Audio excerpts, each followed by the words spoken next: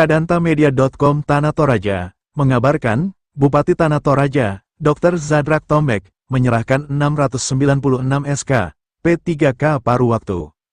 Bupati Tanah Toraja Dr. Zadrak Tombek SPA, menyerahkan 696 SK, P3K paruh waktu formasi tahun 2025 di Aula Kantor Bupati Tanah Toraja, Senin tanggal 1 Desember tahun 2025. Hadir di penyerahan SK, P3K paruh waktu, Farmasi tahun 2025, Wakil Bupati Tanah Toraja, Erianto Lasso, Paundanan SHMH, Sekda Tanah Toraja, Dr. Rudi Andilolo, para OPD dan peserta P3K paruh waktu. Inilah penyampaian Sekda Tanah Toraja, Dr. Rudi Andilolo, selaku Ketua Tim Penerimaan P3K paruh waktu Farmasi 2025, menyampaikan penerima SK, P3K paruh waktu saat ini adalah momen bersejarah bagi masyarakat Tanah Toraja dan pemerintah Kabupaten Tanah Toraja, dengan melalui proses panjang dengan seleksi administrasi dan ujian kompetensi dan pengisian riwayat hidup. Dari itu, Sekda Tanah Toraja mengucapkan selamat dan sukses kepada peserta penerima SK, P3K paruh waktu saat ini. Lanjut Dr. Rudi Andilolo, menjadi bagian ASN hari ini, bukan hanya status, tetapi sebuah amanah dan tanggung jawab besar, dari akan menjadi ujung tombak pelayanan publik, dan menjadi wajah pemerintah di masyarakat. Oleh karena itu disiplin, integritas, etos kerja, serta semangat pengabdian, harus menjadi prinsip dasar dalam menjalankan tugas dengan harapan menjadi demokrasi yang bersih, efektif, dan melayani. Marilah kita membangun Kabupaten Tanah Toraja menjadi kabupaten yang maju, berdaya saing dan sejahtera, ungkap Sekda Tanah Toraja, Dr. Rudi Andilolo kepada peserta penerima SKP 3K paruh waktu. Inilah sambutan dan ungkapan Bupati Tanah Toraja Dr. Zadrak Tombek SPA. Ayo kita simak. Loyo-loyo yang sudah makan siang kah? Perjuangan kita semua, mulai dari pemberkasan tes dan lain sebagainya, itu tentunya membutuhkan meras tenaga, pikiran, perasaan, dan lain sebagainya. Ini memang menjadi beban, dan kami paham bahwa ini menjadi beban Bapak Ibu Saudara-saudara. Nah, oleh sebab itu, pada saat surat dari Kemenpan keluar, memang diizinkan untuk menerima. Tapi ada satu item yang kita bisa longgar, boleh saja tidak diterima kalau anggaran dan tidak dibutuhkan lagi, tidak diperlukan. Saya katakan, kalau diperlukan, kami masih sangat butuh, saudara-saudara. Tepuk tangan dulu, sudah melihat bahwa transfer keuangan daerah yang biasa disingkat TKD itu berkurang sekitar 200 miliar rupiah. Itu menjadi tantangan utama bagi kami tim TPAD, tentunya bagaimana merealisasikan kebutuhan dan tentunya beban yang menjadi beban Bapak Ibu Saudara-saudara. Dalam kurang lebih 3 hari, tentunya saya sebagai pimpinan di daerah ini senantiasa berkolaborasi, tentunya berdoa untuk saudara. Dan keluarlah keputusan ini, bahwa walaupun kita dalam rangka efisiensi, dan tahun depan juga kita dikurangi 200 miliar, saya katakan kepada Pak Sekda, silakan terima saja. Ini komitmen kita bagi Bapak Ibu Saudara-saudara, karena saya tahu bahwa sebagian yang hadir pada saat ini memang sudah lama kerja. Ada yang sampai 20 tahun ya. Coba berdiri yang sudah 20 tahun. Bahwa penerimaan P3K paruh waktu ini merupakan bagian dari upaya pemerintah daerah dan pemerintah pusat tentunya untuk memperkuat kualitas pelayanan publik. Itu yang saya maksud tadi. Kalau kriteria pertama butuhkan, kami butuh. Baru terangkat sekarang sebagai P3K paruh waktu, Anda ada leader, seorang pemimpin di tengah-tengah masyarakat, memberikan pelayanan yang terbaik untuk masyarakat, dan tentunya sesuai dengan target kita untuk percepatan pencapaian target pembangunan Indonesia ini, Indonesia Emas 2045 dan menuju tentunya dekat kebersamaan kita dalam Tanah Toraja Masero. Status P3K per waktu bukanlah sekedar posisi administratif, tetapi merupakan amanah dan kepercayaan. Ini amanah dan kepercayaan, bukan tim atau panitia seleksi saja kemarin atau dari pimpinan, tapi tentunya masyarakat mengharapkan kehadiran Anda, kehadiran saudara-saudara sebagai abdi negara nantinya. Oleh sebab itu, tetaplah berkomitmen, berintegritas, marwah birokrasi yang bersih dan responsif. Saya menekankan ada 4 hal untuk saudara. Pertama, itu jaga disiplin dan etos kerja. Saya sudah sampaikan ke bagian IT, tolong tahapnya itu bukan cuma 2 kali, bukan pagi dan sore saja, karena kita 5 hari kerja, tapi kalau perlu ada siang. Jangan cuma datang tanda tangan, pulang, sudah lupakan bayi dulu. Itu juga penting, tapi kan sebelum ke kantor selesaikan dulu tugas-tugas seperti itu, jangan kembali ke rumah dan lain sebagainya. Tunjukkan, yang kedua adalah tunjukkan integritas. Kehadiran saudara harus menjadi contoh dalam kejujuran dan seulangi lagi profesional. Dan berintegritas adalah modal utama untuk pelayanan publik. Yang berikut, bangun kolaborasi. Setelah Anda diterima saat ini, saya sudah sampaikan tadi, seorang profesional tidak harus diperintah. Kalau dia sudah mengerti tupoksinya, dia kerja sendiri, tinggal pamit sama pimpinan, Pak saya ini dan lain sebagainya. Kalau Anda mampu menunjukkan seperti itu, disitulah nilai kualitas Anda sebagai seorang pelayan dan abdi negara. 4. Berikan pelayanan yang terbaik kepada masyarakat, karena pada akhirnya seluruh pekerjaan kita bermuara pada kepentingan masyarakat. Layanilah dengan hati, cepat tanggap, dan penuh empati. Ini betul-betul menuntut kita untuk senantiasa memberikan yang terbaik untuk masyarakat dimanapun kita bekerja, dimanapun kita berada. Bapak Ibu saudara-saudara yang saya banggakan dan kasihi, saat ini banyak isu-isu serta dinamika yang terjadi di seluruh negeri ini, juga di Kabupaten Tanah Toraja. Saya berharap saudara-saudara arif dalam mengevaluasi, jangan ikut-ikutan. Punya prinsip, punya komitmen dalam bekerja. Apalagi saat ini dunia maya, dunia media itu sudah sangat maju. Dan mau tidak mau kita ada di dalam. Kalau ada manusia sekarang yang tidak memiliki apa namanya? Ya, saya bilang Android karena dia betul begini, kini itu temo. Sepertinya kita ketinggalan ya. Mana kau tahu betul? Ada juga, Dinto. Ya.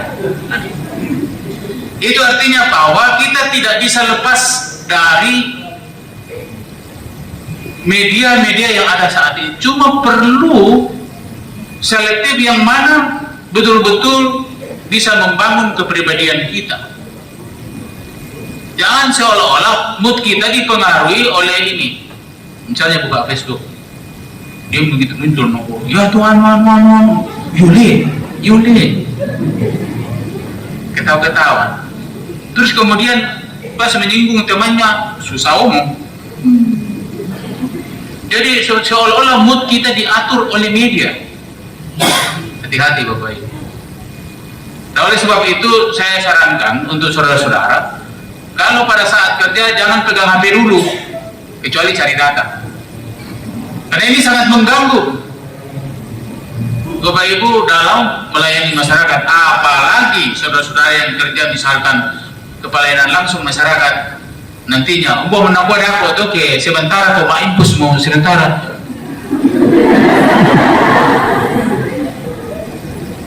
Sebentar ki mangadai 1 tambah 1, nah kau terima tantang 1 tambah 1 dapat Pak.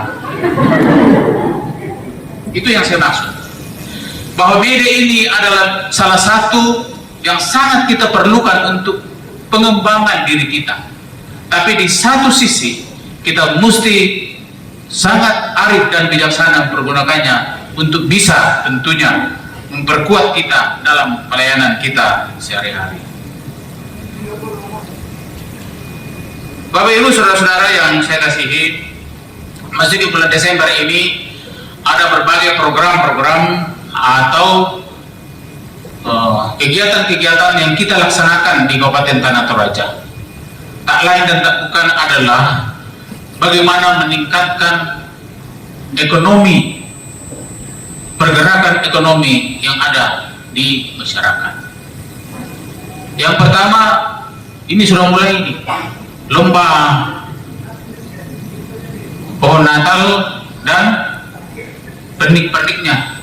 Jadi saya berharap ini ada kurang lebih 699 ya? Hah? 696 ya, itulah 7.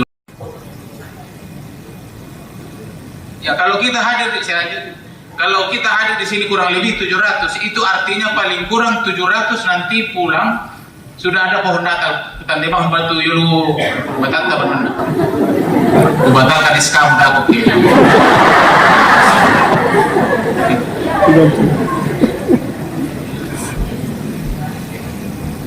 Nah, maksudnya begini. Kontrak kerja saudara-saudara itu 1 tahun dan akan dievaluasi.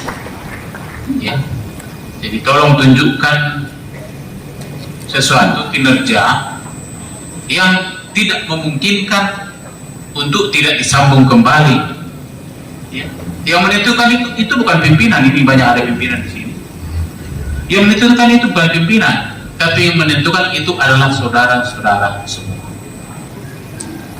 Ya. Jangan kalau orang di sana marosom, Anda malas. Pelayanan yang terbaik untuk masyarakat dimanapun kita berada, karena tentunya apa yang kita miliki saat ini bukan datang begitu saja. Saya yakin yang tadi 20 tahun itu sudah 20 tahun berdoa ya Pak ya. Iya, sembahyang komiton kepiran di kaki diangkat. Tahu nanti. Bahkan yang lain. Atau dia akan tukar dari uang untuk tadi menapong. Iya kan? Pasti saudara-saudara, mungkin ada yang tiap hari, juga ada setiap saat, keluarga dan sebagainya. Tentu mengandung lopong natua, bukan ala-ala itu. Menyampaikan aspirasi mengenai tongkonan. Ya. Jangan dibongkar. Kita sepaham. Ya. Kita sepaham bahwa jangan dibongkar. Oleh sebab itu perlu kita pembohongan nantinya kira-kira sikap dan pendirian kita, baik itu sebagai pemerintah, sebagai tokoh masyarakat, tokoh adat dalam berbagai ketokohan, sikap kita, persepsi kita harus sama-sama bagaimana tongkonan ini bisa terlindungi. Oleh sebab itu kita sebagai tuan rumah harus mempersiapkan diri. Saya kira tuan rumah yang baik, yang nadin tamu kan biasa di sero-sero itu tempat tidur kalian berkana puang. Yang nadin kamar di pasedian di bahasa di sero-sero di sonde sebarena di sonde penasihat. Kamar mandinya di pemilu-milu dan lain sebagainya. Karena tamu kita yang datang